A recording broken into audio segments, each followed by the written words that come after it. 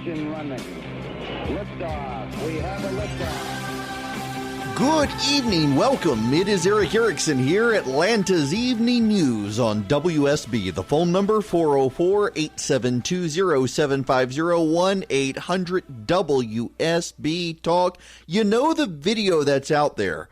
It shows lawyers arguing in court. It is the Ninth Circuit Court of Appeals, a three-judge panel, and they're arguing about the conditions of a detainment facility where asylum seekers, the children of asylum seekers, illegal immigrant refugees headed into this country, are being detained, some of them sleeping on concrete floors. The conditions just aren't good. They really are bad conditions. You would not know it from the news circulating that this is over a case stemming from the Obama administration. What's so sad here is that this has become a partisan issue. We need to acknowledge a few things, and I want to kind of break this down for you just educationally, because this goes back before the Reagan administration. It goes back to Carter. It goes back to Nixon, to Ford, these conditions. And I want to try to explain this to you and see if I can, to some degree, extract the partisanship from the overview of it. I mean, you guys already know my biases going into it, but can we have just an educational moment here instead of a partisan yelling match about what's actually going on, why we are at this point, and Democrats hysterically screaming concentration camps, Republicans demanding that we build a giant high wall and keep people from coming over, and that's never going to happen. Let me just try to break the issue down for you if I can. Let's begin with the video that's being circulated. We need to step back from that video and rewind to 1985. In 1985, the U.S. government entered into a consent decree in federal court in California. It's called the Flores decision. Sarah Flores was an immigrant who was in a terrible state in one of these detainment facilities. And again, this is the 1980s we're talking about. And there was a consent decree entered into by the government where they would do certain things. And that has kind of bound the federal government moving forward since then in how they can treat migrants coming into the country illegally, and they are detained. The government is prevented from doing certain things. For example, they cannot just round them up and send them back home, put them on a plane and send them back. They're not allowed to do that under this consent decree. They have to be separated, the parents from the children in many cases. They have to be separated to ensure that the children have not been kidnapped. They have to be housed by the federal government in certain ways. All of these things going into this consent decree. And again, the consent decree was arrived at in the Reagan administration in 1985 for an ongoing series of abuses and bad treatment of migrants coming into this country that stretched even before Reagan, all the way back, if you will, to Richard Nixon's administration. These things had started happening. Now, why then? Why not before that? Well, we used to have a law in this country until the late 1960s that dealt with how migrants were treated when they crossed the Rio Grande. In particular, a lot of farmers relied on illegal immigrant labor to deal with their crops. And it used to be that there was a program administered by the federal government that would allow migrants to come in this country to various checkpoints where they would get permission to come into the country on a temporary basis to manage harvests, and then they would go home.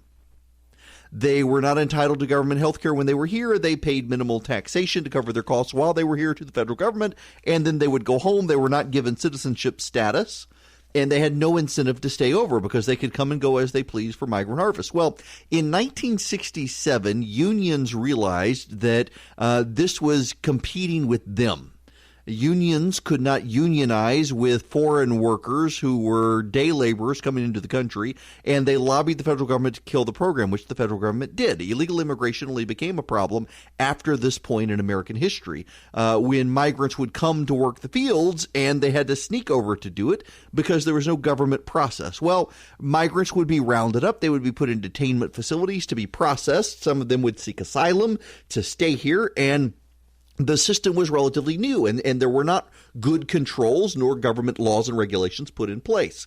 And what happened over time is the situation deteriorated out of control. It led to the Flores decision in 1985, and that has been governed now by what the federal government can and cannot do to migrants. It has the Flores decision has failed to keep up with the times and also to keep up with the volume of immigrants, which has escalated over time.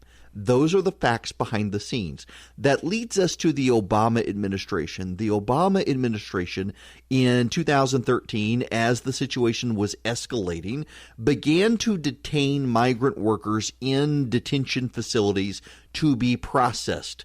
The case that is being circulated today, the videos and images, are from that situation, not from things happening while Donald Trump is president.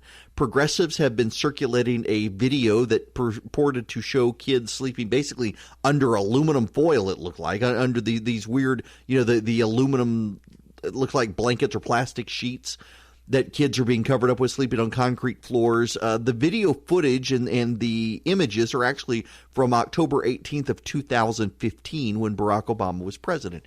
Those are the conditions then.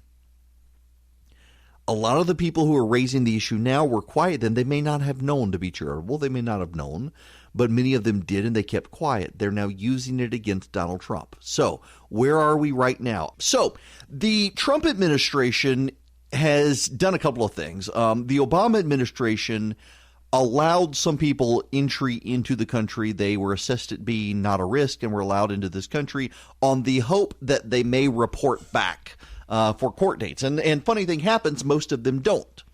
So because most of them don't, the Trump administration decided they had to keep them all in these facilities. And the problem is that we have a limited number of facilities, and we are, even as the New York Times states, seeing an influx of historic proportions of migrants coming into this country. The reason we're seeing a historic influx has nothing to do with a conspiracy.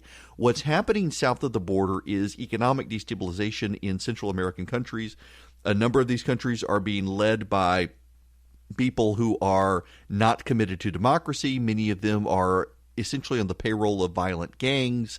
So people are fleeing these countries, coming into the United States, hoping for refuge. The United States, I think, has made a strategic error by cutting foreign aid to these countries and various outside assistance programs that were helping to alleviate the corruption and crime problems. We're now seeing an even further escalation in refugees fleeing those countries coming north. There's no conspiracy here. It's very violent at home, and they view the United States as a safe haven, so they're coming in very large numbers. They're crossing Mexico. The Mexicans, in this deal worked out with the president, are trying to clamp down on their southern border. But you have to keep in mind here that whether people like to admit it or not, Mexico is essentially becoming a failing state. The government is fighting cartels. The government is fighting itself. Law enforcement, the military, they're collapsing in Mexico. It is a destabilized situation. So there's only so much they can do. So in turn, in addition to people coming through Mexico, Mexico's going to worry about Mexicans themselves trying to come across the border. So the numbers keep going up. Now, this is where the politics get into it. The Democrats are of a position right now that we should be detaining no one, that we should have an open border. That's not actually a popular position. In fact, 8 out of 10 Democrats themselves oppose this. The problem is just many of these Democrats don't actually hear the news. They go to partisan sources like MSNBC, and they're not hearing it. The problem as well is that Republicans in Congress are also trying to state conditions. They want to build a very high wall. They want to send more military. Some of these things are so impractical, even President Trump himself has rejected them. So what you have right now are you have a group of people in Congress on both sides who have minimized the need to fund these detainment facilities and improve the conditions in the detainment facilities. In order to do that, they're adding strings on either side. One is build a wall. The other is let's do nothing. That's destabilized the situation further. The president only has limited access to funds to be able to handle the problem. There is no mistake at all. Make no mistake about it. Do not be confused about it. Understand it. There is a huge problem and a humanitarian crisis in these detainment facilities at the southern border. Make no mistake about this either, Democrats. The president actually wants to fix the problem because he understands it becomes a problem for him if he can't fix the problem. Make no mistake about this, Democrats, that the Democratic Party understands this as well, and so they're doing everything they can to not give the president funding so he can't fix the problem. Make no mistake about this, Republicans. You had the government for 2 full years with the president and the Congress, and you did nothing to fix the problem. This is a bipartisan problem, but more than that, it is a long-term problem that goes back at least 40 years in American history. And the government today is bound by court case precedent from 30 years ago and agreements that the Reagan administration entered into in federal court, and the situation has dramatically changed since then. Here is one easy thing President Trump could do. One easy thing President Trump could do. He could allow in outside nonprofit groups like the Southern Baptists, like the Red Cross, like the North American Mission Board, these groups affiliated with various religious charities, the Southern Baptists, the PCA, and others who want to go help. He could allow them to do that with just waving his pen around. And he hasn't done that yet, and he probably needs to. But also make no mistake about this. This is not a creature of President Trump's administration. If anything, it was made worse in the Obama administration, and we're not supposed to talk about that because supposedly that's just partisan whataboutism. But the reality is President Obama's administration did take steps that exacerbated the problem. And everyone wants to take shots at Donald Trump because they don't like Donald Trump. And they're ignoring that this is a long-term, ongoing problem. Something needs to happen. Something needs to happen. Nothing right now is happening. President Trump could alleviate the situation somewhat, though, if he would allow in these outside charities. Right now, some of these detention facilities are being run by private companies. The private companies are afraid that the left will attack them for the conditions, even though they have limited control over it as well. So they don't want the outside charities coming in and potentially taking pictures. But at this point, something needs to happen. We're not deterring people from coming here because the people who are in the migrant camps, they can't go home and tell people don't come. They're stuck. They can't get out of them. So the word's not trickling out. We at least need to send in some help to help these people. I've been telling you guys for a while now about my Quip electric toothbrush, how much I like it. Yes, to answer your question, I actually have used it well before they started sponsoring this podcast or even my radio show. I like the Quip. I like the Quip because I bought one of those $99 fancy electric toothbrushes several years ago, and it was crap. I mean, it really was crap. The brush head was tiny, but it was designed on such a head that was so big I couldn't get it to the back of my mouth. You had to take a charger with it. It was a garbage, terrible design, and to pay $99 for something like that. And the Quip's only $25, and you can tell it was designed by designers. It is that great. Well, they've now got one for kids. It is the same great 2-minute timer. It pulses every 30 seconds, so they can move it around their mouth. They can brush just like a grown-up, but it's kid-size, kid-friendly, still well-designed by Denison designers together. I cannot recommend the Quip enough. I have tried the super cheap $3 battery-powered ones at the grocery store. I've tried the $99 super expensive ones.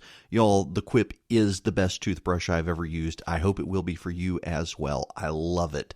Now, it starts at $25 if you go to getquip.com/Eric right now. You'll even get your first brush head refill pack for free. What's that? Well, every 3 months you get a new brush head to keep your brush heads great. Otherwise, they're $5. But you know what? Every 3 months you get it for $5. The first one, though, you get for free. Go to getquip.com. That's getquip.com/Eric.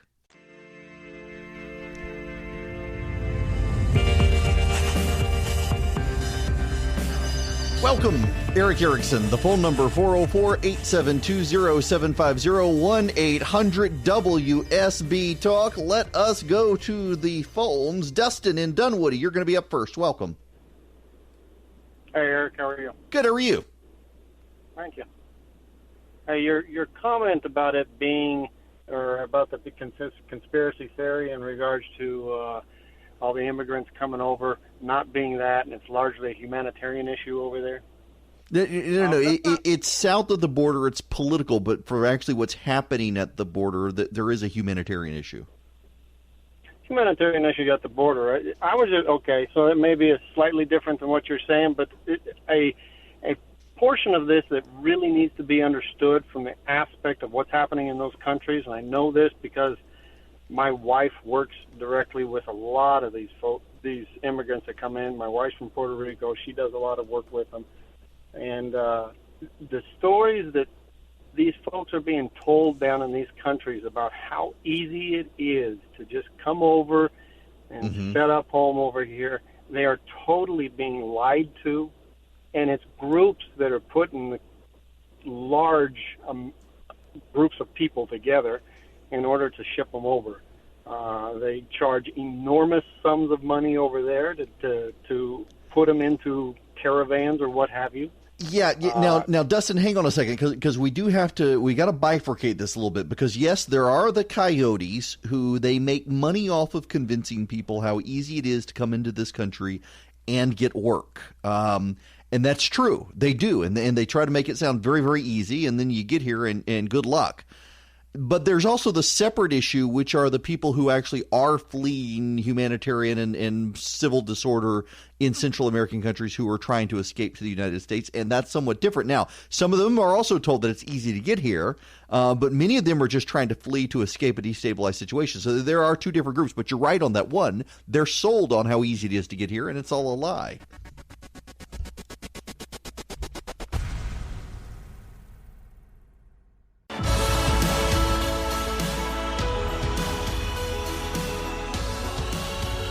Hello there. Eric Erickson here, News 95.5 AM 750 WSB. Have you heard of this story about Ilhan Omar, the Minnesota congresswoman, the anti-Semite who always taken the side of terrorists in Congress?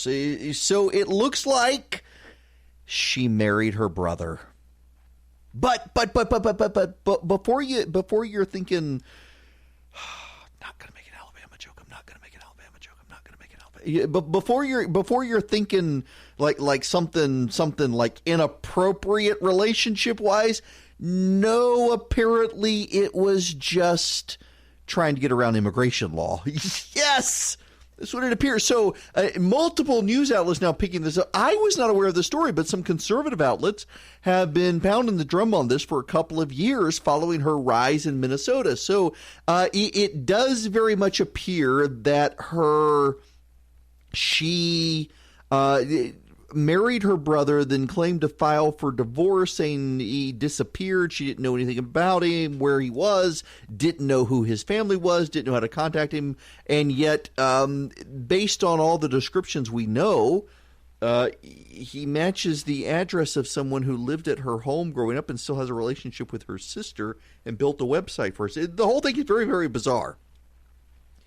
But if you'll recall, she was found to have filed joint taxes with someone who was not legally her husband at the time she was married to this guy, and that got reporters to digging, and it looks like there's something there. Now, I want to tie together several stories here before we get into the student loan issue.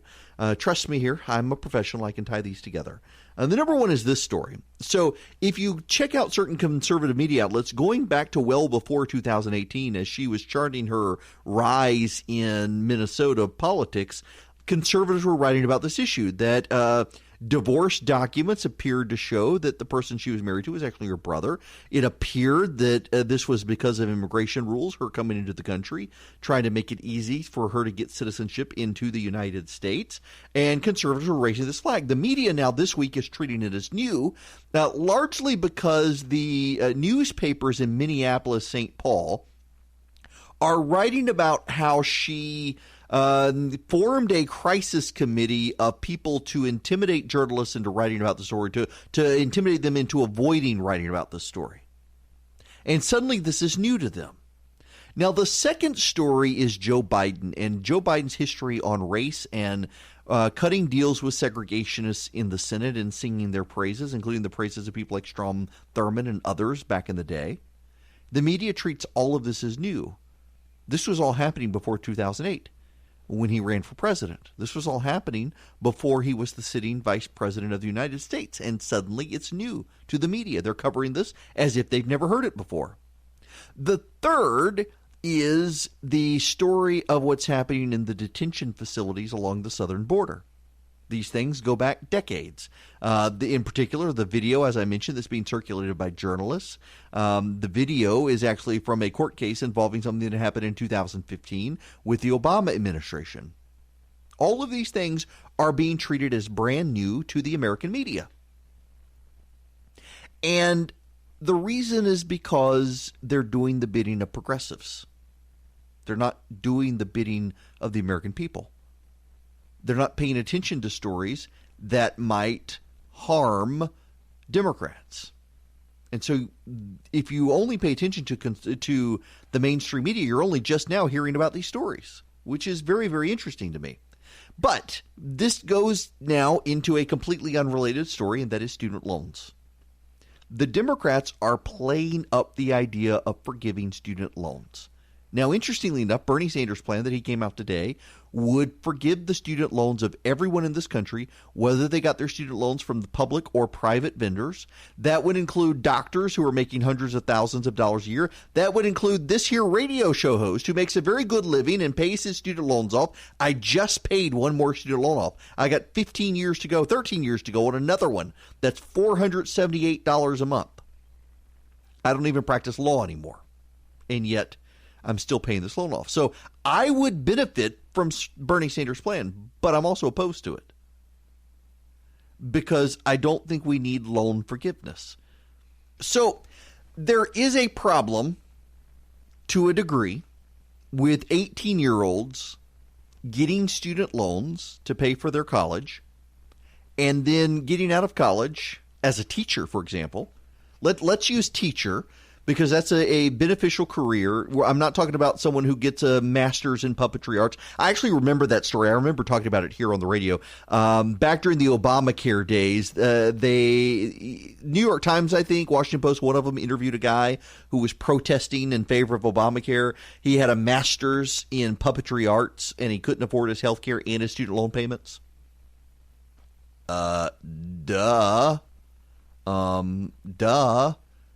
Pick. So I'm not talking about those people, but let's talk about just teachers. Because increasingly, people go to school, they want to be teachers. You have to go to college, you have to get the degree, you get a job as a teacher. You couldn't afford to go to school except you did work some, but you also needed student loans. And now you're a first, second, third year teacher, and you're not making enough money to pay off your student loan. Meanwhile, the college has hundreds of millions of dollars in endowments. There's something not right with this picture. And part of this is a real problem conservatives need to acknowledge, that the cost of an education is going up way higher than the rate of inflation, and in large part it's because of student loans. Colleges don't have an obligation to keep costs low because students can get a student loan for cheap. They don't have to ever even consider a payment while they're in college. And then once they're out of college, they've got a massive bill they've got to cover. And the college is like, well, good luck to you. Can you send us some alumni dollars? The system is broken. And I think that we on the right risk alienating a lot of 18, 19, 20-year-olds, mid-20 people by not at least acknowledging there's a problem. Now, we can say that forgiving student loans like Bernie Sanders wants to do is a very bad deal. It will have long-term harmful repercussions on the economy. We don't want to do that. But let's at least acknowledge that there actually is a problem. There are people who do go to school who legitimately do need student loans to make it through school, to get their degree, who are getting legitimate, valuable degrees and yet are still struggling. I do know someone. I know a very good friend of mine who actually is a doctor, but is a doctor, is a practicing general physician internist in a rural part of Georgia, who did have some scholarship, but not all of it, who, because he's chosen to work in rural Georgia, serving rural Georgians, farmers and whatnot, he is not making money to be able to cover all of his costs and pay his student loans. Now, because he's in rural Georgia as a doctor, he has access to some grants other people don't, and he's able to make do. But it is a problem. And us just saying, well, kids shouldn't be getting student loans, it doesn't help when so many degrees are premised, or so many jobs are premised on getting a student or getting a college degree. And to get that degree, you do need a loan. It's a complicated problem. Let's not just simplify it to a bumper sticker here. Let's acknowledge there's a problem. But let's also do something else. Let's acknowledge that the Democrats' solution is a bad idea. Forgiving student loans is a bad idea. If a student is contracting with a private lender, you should not, as the federal government, say, you know what, private lender, go out of business. That's not a good idea. I would submit to you, however, that there is a solution. And the solution begins with the colleges and universities. Take Harvard University, for example, which is $1 billion endowment, something like that. It's some outrageous number. Maybe it's time for Harvard to start forking over its endowment. Before you tax the rest of us to forgive people student loans, maybe, just maybe, tax the universities. Take their endowments. Make them deal with the situation. Maybe stop the student loan program moving forward, so that will force colleges to reprioritize and perhaps lower rates in the future. And then we'll figure out what to do with those who have student loans. But maybe also, let's not be in the job of forgiving student loans for people who get a master's in puppetry arts and are suddenly shocked to realize that they make more money as a barista at Starbucks than they do shoving their hand up the backside of a furry puppet.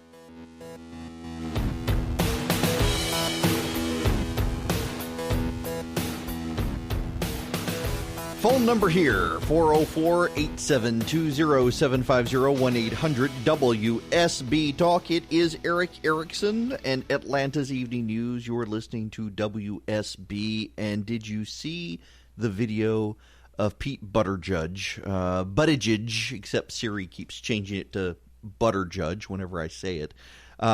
Pete Buttigieg and the Black Lives Matter people, So they're arguing with him. Essentially, South Bend, Indiana has had a series of incidents with police officers treating members of the black community very badly.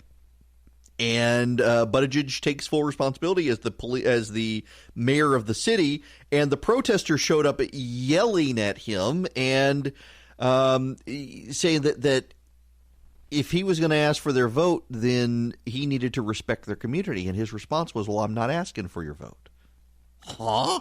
I mean, I was kind of surprised there, but that's what he did. Very, very interesting. So, he's having some problems with the black community, but there is a subtext the media can't bring itself to get into. I, however, will tell you what the subtext is. As I have mentioned, the number one block of voters in a Democratic primary are black females. And guess which group of people in this country is least sympathetic to the idea of having a gay president? Black females. Yeah. Hispanics in general, black females in particular, and of course evangelicals, all of whom are a little bit skeptical to a great bit hostile to the idea of having gay elected officials, particularly at the presidential level. And Buttigieg is running into that problem now where black women tend to be very socially conservative even though they vote Democrat. And it's becoming a problem for him, and the Black Lives Matter situation derives from that skepticism.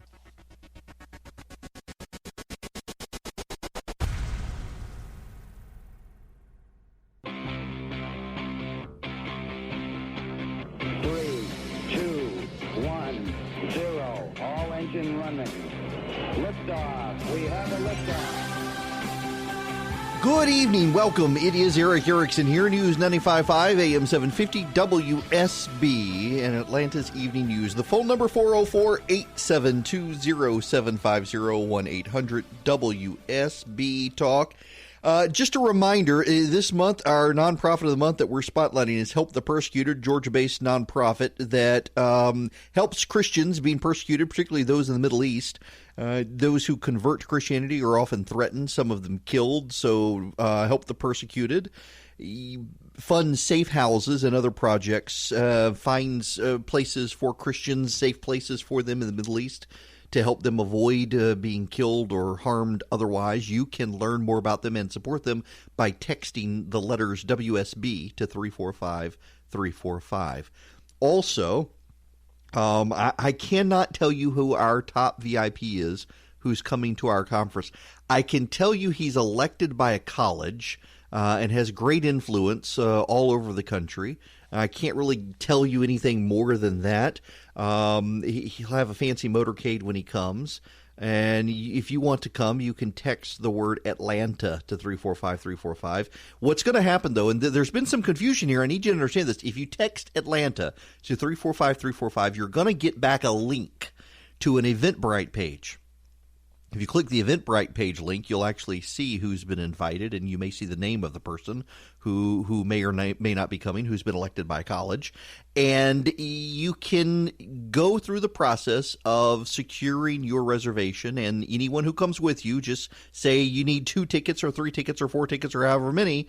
Put the names down and pay $99. Once we can confirm and make public the person, the ticket price is going to go up to $250. So you're getting a great deal now. But when you text Atlanta to 345-345, come back, follow that link that comes back to you to actually go to Eventbrite and register. Just by texting Atlanta to 345-345, you are not registering for my conference. So don't show up and say, "Hey, I texted." No. You got to follow the link back and actually buy your tickets. Now, we need to move on to the big news of the day. The vice. Nope.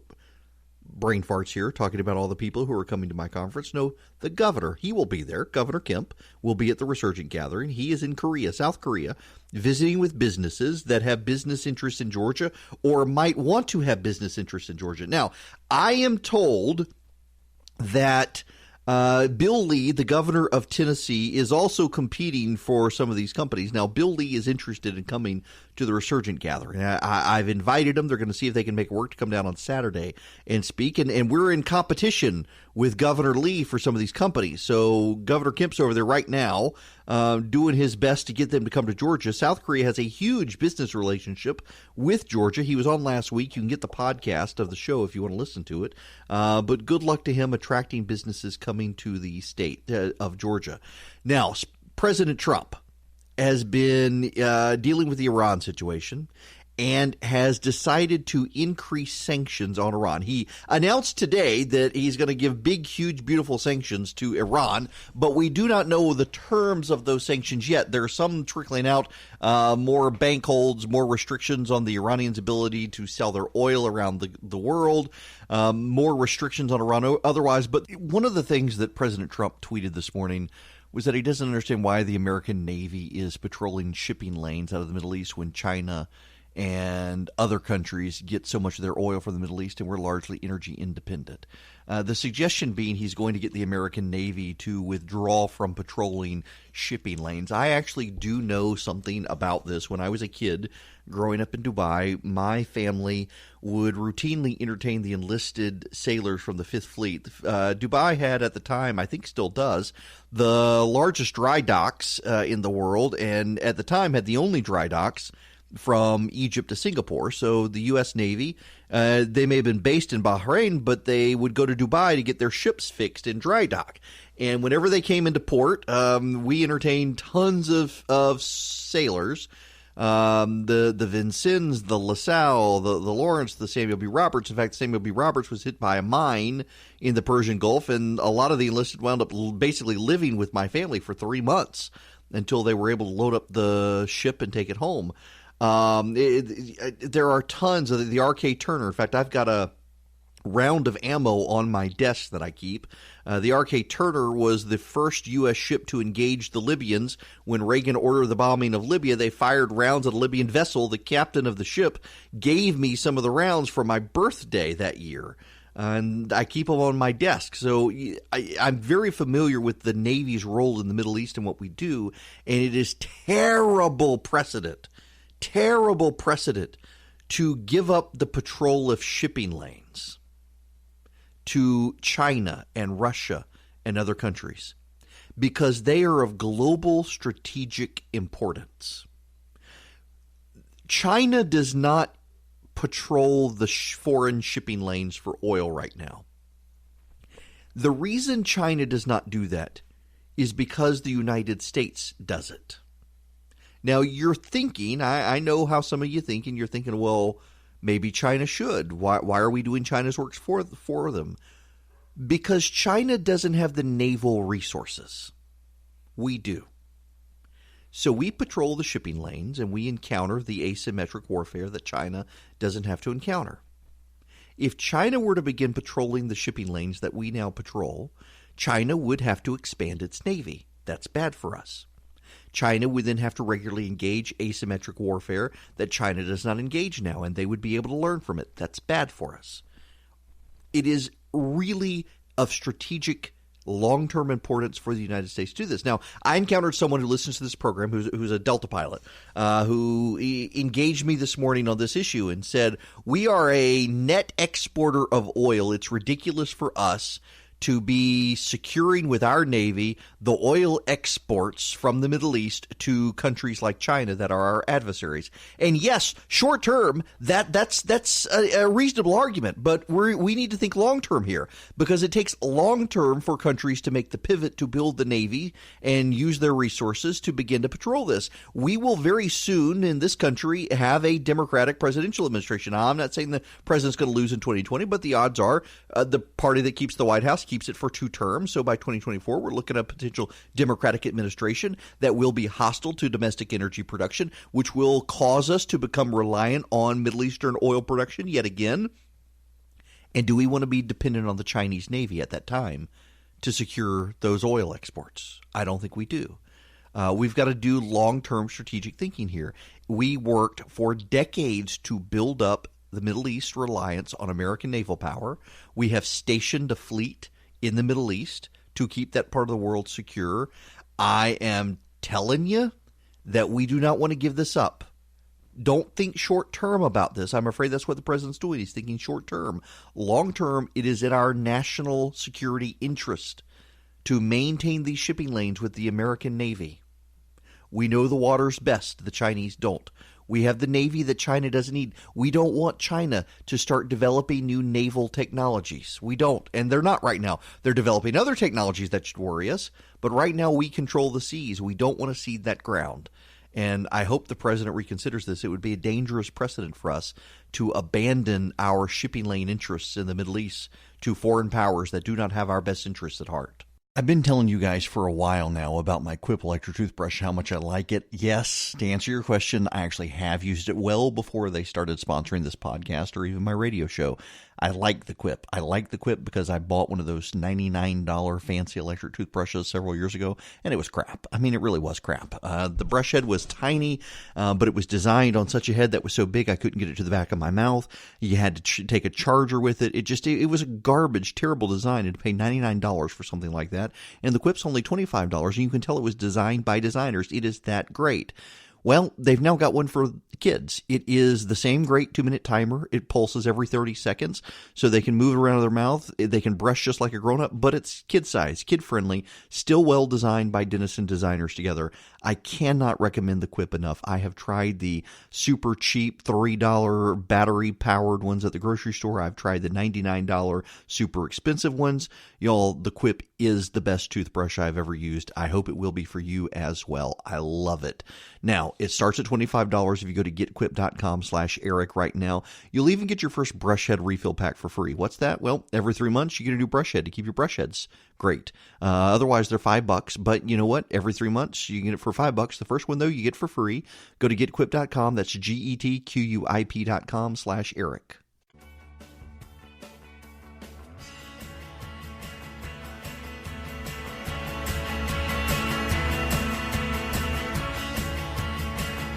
Hello there, Eric Erickson here. The phone number 404-872-0750, 1-800-WSB-TALK. Now, I want to go to the phones. Let's see, I've got time. Rick in Jasper, you're going to be next. Welcome, Rick.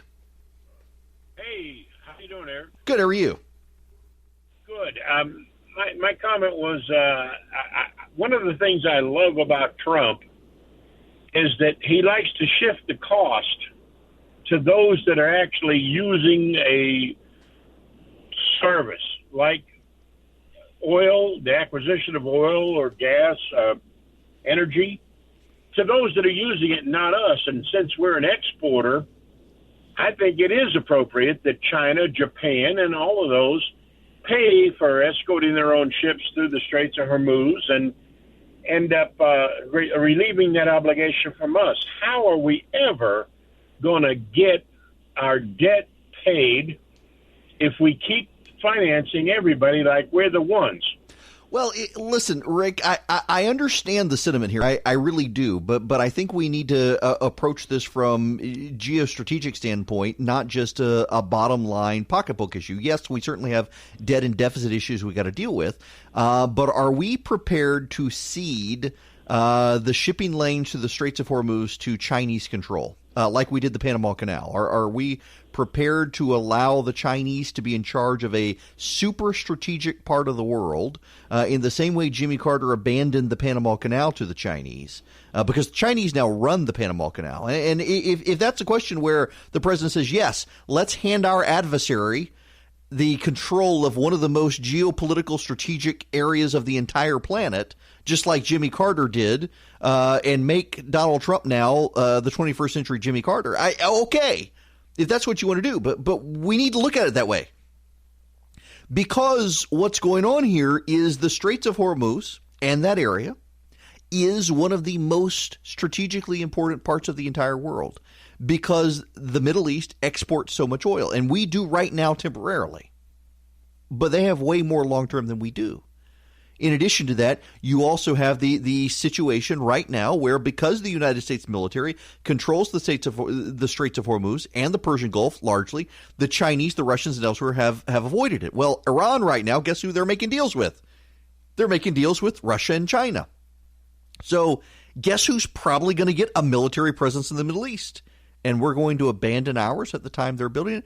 Y'all, you got to arrange I really hate chess. I've always hated chess. And it's not that I'm a bad chess player. I'm not great, but I'm not bad. I just hate the game. But we do need to think several moves ahead here. We say, okay, you know what, guys? Y'all pony up your own costs.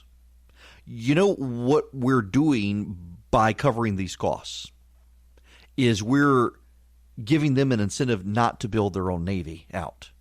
And that helps us long term. So you got to think long term about these things and not just the pocketbook cost. And we will see you guys tomorrow.